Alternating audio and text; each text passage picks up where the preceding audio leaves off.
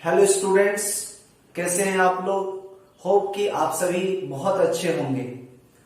आज हम लोग 10th क्लास का चैप्टर 10 है reflection and refraction of light which we are going to start. तो देखिए, फिजिक्स में आप कुछ भी पढ़ते हैं तो आपको उस चीज को विजुअलाइज करके समझना चाहिए। जब आप उस चीज को प्रैक्टिकल लाइफ से विजुअलाइज करके समझेंगे तो आप कभी नहीं भूलेंगे, आपको ऑलवेज वो चीजें याद रहेंगी।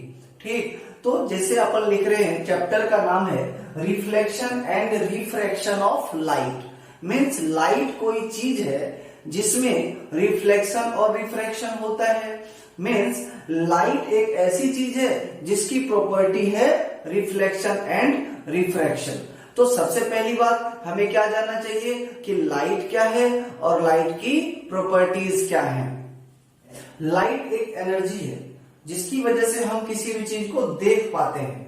तो आप लिख सकते हो light is the form of energy which gives us sensation of vision, जिसके थ्रू हम किसी चीज को देख पाते हैं। या आप ये भी कह सकते हो light is the form of energy which enables us to see, जिसकी वजह से हम किसी चीज को देख पाते हैं, तो लाइट कहलाएगी। अब लाइट की प्रॉपर्टीज क्या हैं वो देखते हैं सबसे पहले। तो देखिए लाइट क्या है, लाइट एक इलेक्ट्रोमैग्नेटिक वेव है। लाइट कैसी वेव है, एक इलेक्ट्रोमैग्नेटिक वेव है which does not require any material medium for their propagation. Likewise, अगर हम लोग बोलते हैं हमारी साउंड प्रोड्यूस होती है तो साउंड सुनाई देती है बगल वाले को, ठीक है ना। इसका मतलब क्या है कि एटमॉस्फेयर है, यहाँ पे एटमॉस्फेयर में साउंड प्रोपेगेट होती है। लेकिन अगर आप वैक्यूम में चले जाओगे, स्पेस क्राफ्ट में चले जाओगे, वहां पे आप कितना भी जोर से चिल्ला लो आपके बगल वाले को सुनाई नहीं देगा। इसका मतलब साउंड को प्रोपेगेट होने के लिए मीडियम की आवश्यकता है, और वह मीडियम क्या है, एयर हो सकता है, कोई मटेरियल हो सकता है, ठीक है ना। लेकिन लाइट को ट्रेवल करने के लिए किसी भी प्रकार के मीडियम की आवश्यकता नहीं होती है। सो अपन ने क्या लिखा, which does not require any material medium for their propagation. ठीक, दूसरी प्रॉपर्टी आती है light travels in straight line. Light कैसे चलती है, स्ट्रेट लाइन में। आप नाम सुने होंगे रेज, लाइट रेज। रेज का मतलब क्या हो गया, स्ट्रेट लाइन हो गया, जिसका ओरिजिन तो है लेकिन एंडिंग नहीं है। ठीक, जैसे देखो कि light travels in straight line, यानी इसको एक्सपेरिमेंटली प्रूव किया गया है। इसको न्यूटन ने प्रूव किया था। किस प्रकार से, देखो न्यूटन ने क्या किया, कुछ कार्डबोर्ड लगा दिए इस प्रकार से, ऐसे कार्डबोर्ड इस प्रकार से उन्होंने लगा दिया, इस तरह से मान लो 2-3 कार्डबोर्ड लगा लिया, और सेम डिस्टेंस पर उन्होंने पंचिंग कर दी, होल्स कर दिए। ठीक, और इस जगह पर उन्होंने क्या किया, एक कैंडल लगा दिया। अब इस कैंडल से जो लाइट निकल रही है, वो लाइट उन्होंने क्या देखा, यहाँ पर जो ऑब्जेक्ट रखी हुई थी, मान लो कोई ऑब्जेक्ट, एक बॉल रखा हुआ था, दिस इज समवॉट बॉल, ये बॉल इसको विजिबल हो रहा था। इसका मतलब लाइट इससे इंटर करी, यहां पर शैडो बनेगा, लेकिन लाइट इस वाले होल से पहुंच के यहां पर पहुंच गई। और लाइट किस प्रकार से पहुंच गई, स्ट्रेट लाइन से। इसको प्रूव किया गया है, न्यूटन ने इसको प्रूव किया है, light travels in straight line. Now speed of light क्या होती है, तो लाइट की स्पीड होती है 3 × 10⁸ मीटर पर सेकेंड। एक और देख लो, लाइट कास्ट शैडो। लाइट क्या करता है, शैडो बनाती है। जैसे लाइट देखो, मैं अभी यहां कर रहा हूं, मेरी शैडो यहां पे बन रही है, तो लाइट क्या करती है, शैडो बनाती है सोर्स के अपोजिट डायरेक्शन में। जैसे अगर ट्यूबलाइट पीछे की तरफ है तो शैडो किधर बनेगा, आगे की तरफ। और अगर आगे की तरफ ट्यूबलाइट है, मैं यहां पे खड़ा हूं, तो शैडो किधर बनेगी, पीछे की तरफ। तो लाइट की एक प्रॉपर्टी हो गई कि लाइट क्या करता है, ऑलवेज एक शैडो फॉर्म करता है। उसके बाद देखो, light has dual nature.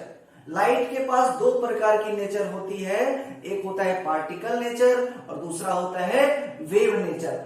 Particle nature हम लोग कहेंगे, हम लोग पढ़ेंगे फोटो इलेक्ट्रिक इफेक्ट में, आगे हायर क्लास में आपको पढ़ना है। और वेव नेचर में जो वेव ऑप्टिक्स है वो भी हम लोग हायर क्लास में ही पढ़ेंगे। यहां पर हम लोग पढ़ते हैं पार्टिकल का रे नेचर, जिसको क्या कहते हैं, ज्योमेट्रिकल ऑप्टिक्स कहते हैं। चलिए, लाइट की एक और प्रॉपर्टी है रिफ्लेक्शन एंड रिफ्रैक्शन। ठीक, तो उस प्रॉपर्टी को समझने के लिए हम लोग देखेंगे क्या, behaviour of light at the interface, यानी किसी भी सरफेस पर जब लाइट आती है तो उसका बिहेवियर कैसा हो जाता है, वो क्या क्या चीजें करती हैं। तो देखो सपोज कर लो यह एक सरफेस है, यह कोई एक सरफेस है इस प्रकार से,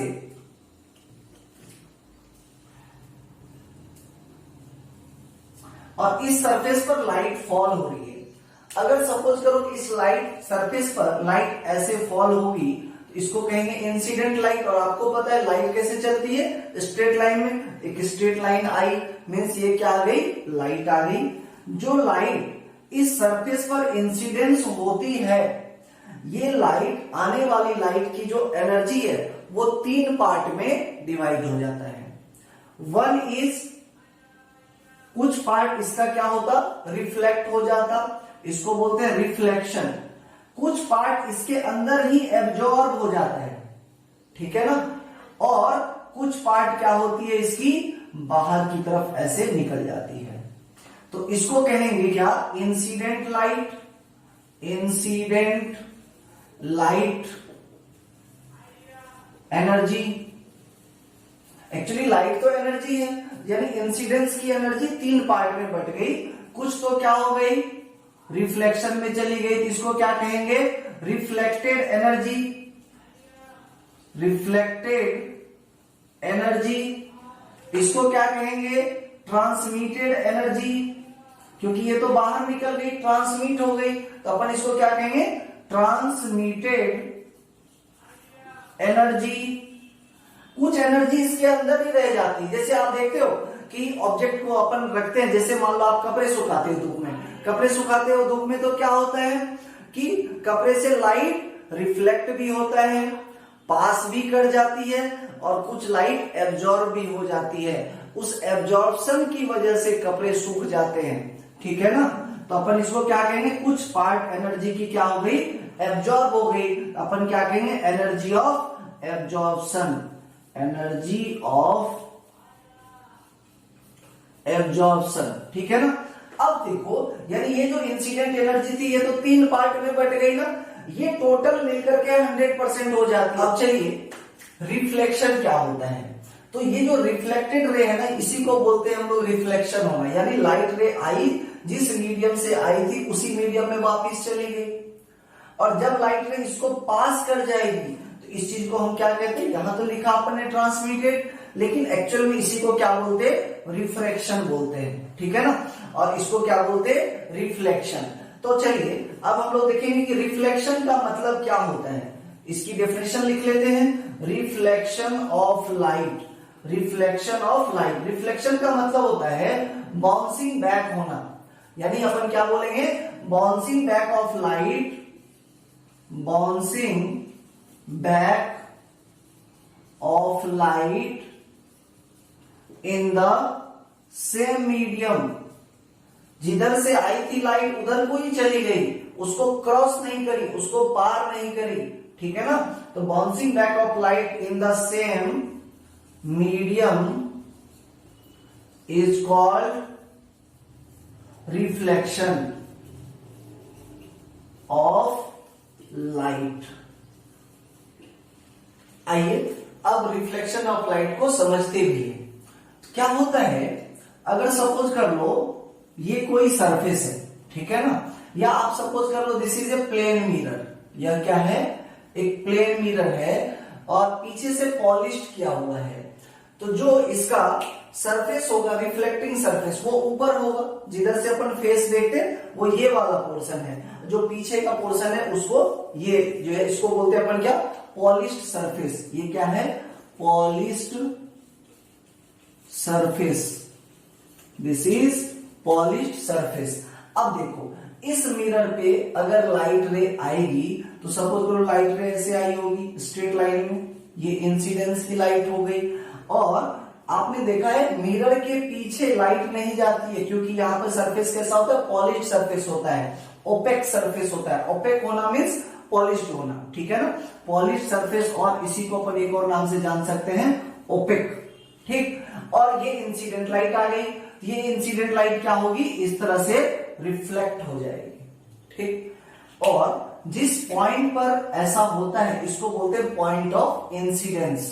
इसको कहेंगे रिफ्लेक्टेड लाइट या रिफ्लेक्टेड रे, इसको कहेंगे इंसिडेंट रे।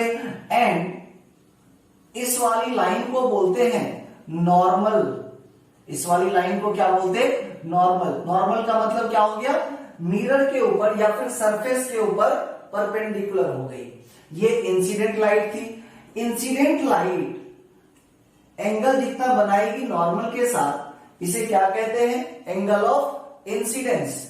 और रिफ्लेक्टेड लाइट नॉर्मल के साथ जो भी एंगल बनाती है इसे क्या बोलते हैं? एंगल ऑफ रिफ्लेक्शन, ठीक है ना। तो लॉज ऑफ रिफ्लेक्शन क्या बोलता है? लॉज ऑफ रिफ्लेक्शन दो लॉ हैं।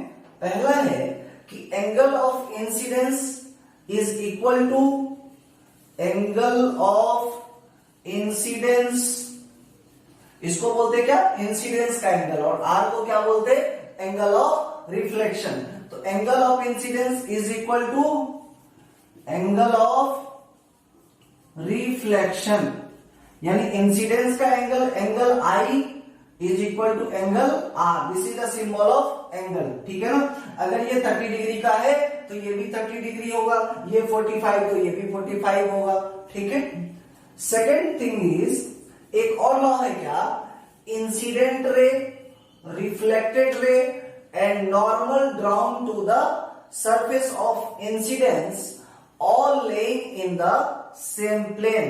यानी जिस प्लेन से ये आ रही थी उसी प्लेन में रह जाएंगी, ये तीनों सेम प्लेन में होंगी। यानी आप बोल सकते हो incident ray, reflected ray and normal all laying in the same plane, all laying in the same plane. This is called law of reflection. अब देखिए, रिफ्लेक्शन भी टू टाइप्स के होते हैं। First is regular reflection and second is irregular, या फिर आप इसको ये भी कह सकते हो डिफ्यूज रिफ्लेक्शन। इरेगुलर और diffuse reflection.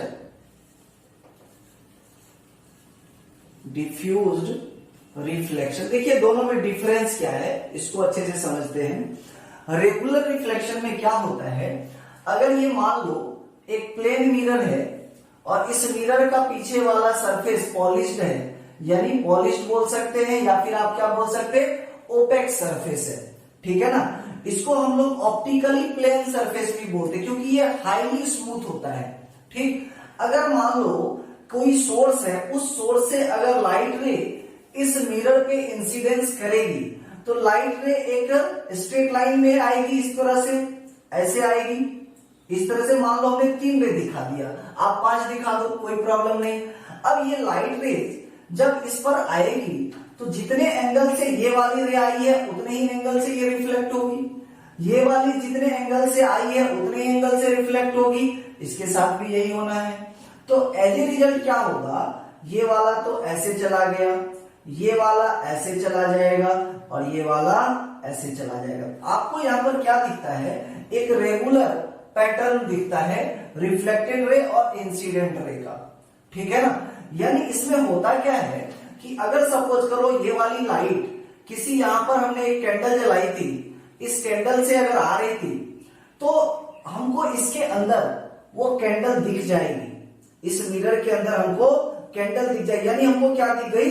Source of light. यानी हम क्या बोलते हैं रेगुलर रिफ्लेक्शन में? Source of light is visible. Light का सोर्स हमको विजिबल दिखाई देता है। इसको और समझाता हूं आपको।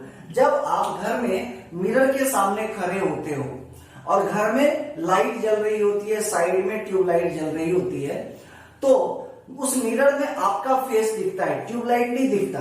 यहाँ पे मैंने क्या दिखाया, यहाँ पर देखो कैंडल जल रहा था, कैंडल यहाँ पे दिखा दिया, इसका मतलब कैंडल का इमेज बन गया होगा। तो वहां पे हमको हमारा फेस दिखाई देता है, वहां पे हमको ट्यूबलाइट नहीं दिखाई देती। इसका मतलब ये हुआ कि लाइट ट्यूबलाइट से चल करके मेरे फेस पे आया और मेरा फेस जो है अब सोर्स बन गया, और अब मेरे फेस से लाइट कहां जा रही है, उस मिरर के ऊपर जा रही है। तो उस मिरर में मेरा इमेज बना। मींस अगर मेरे फेस से लाइट निकल के उस मिरर तक जाती है तो मेरा फेस क्या हो गया, सोर्स हो गया, तो सोर्स विजिबल हो गया। लेकिन आप देखो इस व्हाइट बोर्ड पे तो मेरा फेस नहीं दिखता है। इसका मतलब ये हुआ कि ये जो सरफेस है ना, ये हाईली स्मूथ नहीं है, कुछ ना कुछ यहाँ पे इरेगुलरिटी है शेप में। ठीक, जैसे इस प्रकार से आप देखो, अगर हमारे पास कोई इस प्रकार का सरफेस आ जाए, ऐसा टेढ़ा मेरा सरफेस आ जाए, इसका सरफेस कैसा है, रफ सरफेस है। ये सरफेस कैसा है बच्चों, रफ सरफेस। अब रफ सरफेस पर अगर लाइट की इंसिडेंस होगी तो लाइट का इंसिडेंस तो उसी पैटर्न में होगा जैसे वहां हो रहा था, ऐसा ऐसा। ठीक, लेकिन इसका जो रिफ्लेक्शन होगा, कोई रिफ्लेक्ट होकर ऐसी चली जाएगी, कोई रिफ्लेक्ट होकर ऐसी चली जाएगी, कोई रिफ्लेक्ट होकर ऐसी चली जाएगी। ये रेगुलर पैटर्न बना ही नहीं। रेगुलर पैटर्न नहीं बनने की वजह से इस सरफेस पर सोर्स हमको दिखाई नहीं देता है। Source is not visible, source हमको दिखाई नहीं देता है। इसका हमारा फेस भी तो नहीं दिखाई देता, ठीक ना, इसमें ट्यूबलाइट दिखाई देती है हमको। इसका मतलब ये कैसा हो गया, रिफ्लेक्शन, इरेगुलर या फिर डिफ्यूज रिफ्लेक्शन।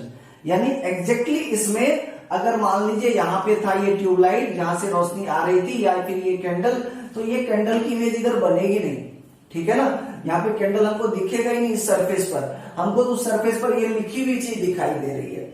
इसका मतलब यहाँ पर जो रिफ्लेक्शन हो रहा है वो कैसा रिफ्लेक्शन है, इरेगुलर या फिर डिफ्यूज रिफ्लेक्शन बोलते हैं। और इसको क्या बोलते हैं, रेगुलर रिफ्लेक्शन में हमको इसमें सोर्स दिखाई देता है। अब देखिए इमेज क्या होती है। इमेज वह पॉइंट है जहां पर लाइट रेज एक्चुअली कम से कम दो लाइट रेज मीट करे या मीट होता हुआ हमको अपीयर हो, ठीक, दिस इज कॉल्ड इमेज।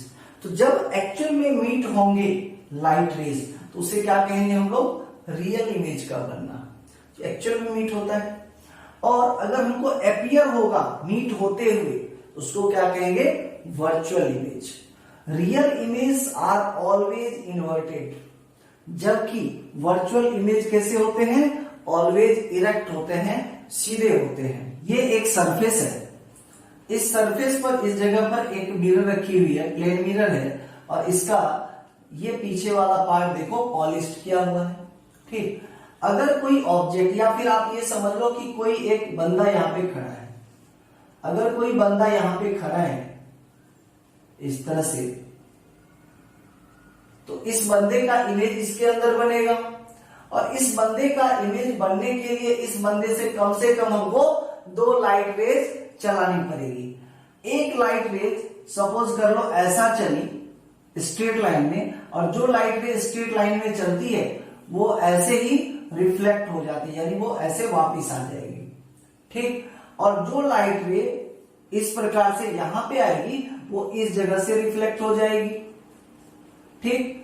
तो इसको अब हम लोग पीछे बढ़ाएंगे, इसको पीछे बढ़ाएंगे तो देखो क्या होगी, ऐसे यहां पे, और ये लाइट रे भी पीछे बढ़ेगी। एक्चुअली यहां पर कोई व्यूअर बैठा हुआ है, ठीक है ना, तो यहां पर जो व्यूअर बैठा हुआ है वो अपनी आंख से देखेगा इसकी इमेज। तो इसकी इमेज कैसी दिखेगी, वो बंदा यहां पर दिखाई देगा, ठीक है ना।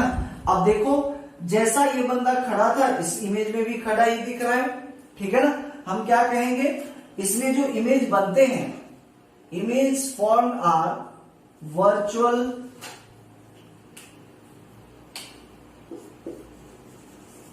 And erect. वर्चुअल और इरेक्ट, क्योंकि एक्चुअल में तो यहां पे इमेज बन ही नहीं सकता ना, क्योंकि पीछे का सरफेस क्या है, पॉलिश्ड किया हुआ है, पॉलिश्ड सरफेस था, पॉलिश सरफेस था, तो पीछे की तरफ इमेज बनना ही नहीं है, ठीक। अब चलो वर्चुअल इरेक्ट बन गया, सेम साइज का बनता है, मीन्स इस बच्चे की जो हाइट है उतनी हाइट इसके इमेज की भी होगी। ठीक है। तीसरी बात, जितने डिस्टेंस पर ऑब्जेक्ट रखी हुई थी, यानी ये बंदा खड़ा था इस मिरर से, उतने ही डिस्टेंस पर इस बंदे की इमेज भी बनती है। यानी आप क्या कह सकते हो, object distance is equal to image distance. एक और इंपॉर्टेंट बात, जो इमेज बनता है प्लेन मिरर में वो लेटरली इन्वर्टेड होता है। इसका मीनिंग समझाता हूं। लेटरली इन्वर्टेड, लेटरली इन्वर्टेड का मतलब क्या होता है, इस बंदे का देखो, अगर ये राइट है और ये लेफ्ट है और ये राइट है, तो ये बंदा जब इधर इसकी इमेज बनेगी तो ये इसकी राइट हो जाएगी और ये इसकी क्या हो जाएगी, लेफ्ट। यानी आप खड़े होकर देख लो, आपका लेफ्ट उसमें राइट बनेगा, आपका राइट उसमें लेफ्ट बनेगा प्लेन मिरर में। तो प्लेन मिरर की स्पेशल प्रॉपर्टी होती है कि जो इमेज बनते हैं वो कैसे होते हैं, लेटरली इन्वर्टेड। मीन जो राइट साइड में है वो इमेज में हमको लेफ्ट साइड में दिखाई देगा, जो लेफ्ट में वो हमको राइट में दिखाई देगा। आप देख सकते हैं जब आप सेल्फी लेते हो तो लेफ्ट और राइट का कॉम्बिनेशन वहां पर अच्छे से दिखता है।